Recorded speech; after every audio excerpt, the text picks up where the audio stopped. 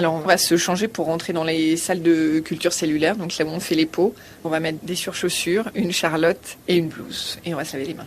Vous avez bien entendu, on fabrique de la peau dans cette start-up installée à Lyon. À la tête de la petite entreprise, Amélie Thépeau, biologiste. Alors ici, je vous ai sorti différents modèles de peau qu'on a reconstruits au laboratoire. Donc ce sont des petites pastilles qu'on voit, qui sont beiges, qui font environ 1 cm². Et elles sont cultivées dans des petites boîtes indépendantes, dans un milieu nutritif d'une couleur orangée. Ces peaux artificielles ont été obtenues par culture cellulaire ou par impression 3D. Et pour cela, il a fallu utiliser des cellules cutanées humaines. Elles ont été prélevées avec l'accord des patients sur des déchets opératoires, après un lifting par exemple.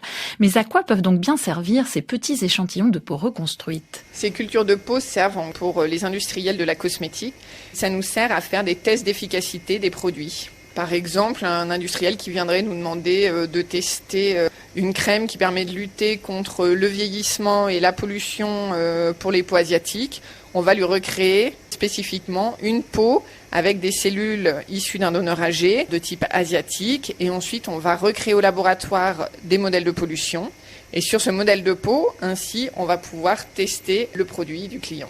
À quelques kilomètres de là, Hassan Zawani, chercheur au CNRS, se voue à sa passion, la tribologie. Une drôle de science qui ne consiste pas à étudier les tribus, mais l'usure des matériaux, en l'espèce la peau, et donc son vieillissement. Les 2 protéines importantes pour l'élasticité de la peau de l'homme, c'est les fibres de collagène et d'élastine. C'est comme une armature qui donne à la peau sa tension naturelle.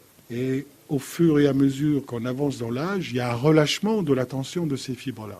Un visage terne, une peau flasque, une méchante ride.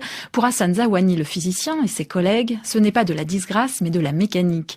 À la demande d'un industriel qui voulait tester l'effet adoucissant de ces crèmes, ils ont mis au point une sonde en forme de doigt pour mesurer la douceur de la peau.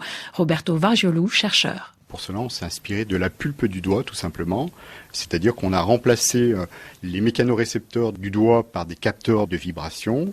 Et quand on va faire frotter effectivement la sonde comme ceci, par exemple, je vais le faire sur votre bras, je frotte. Alors donc on va générer des vibrations qui vont être enregistrées et ensuite qui vont être transformées en un son. Et le voici. Ce petit son, c'est donc celui d'une peau, disons ni très jeune ni trop vieille, en tout cas, qui se passe de cosmétique.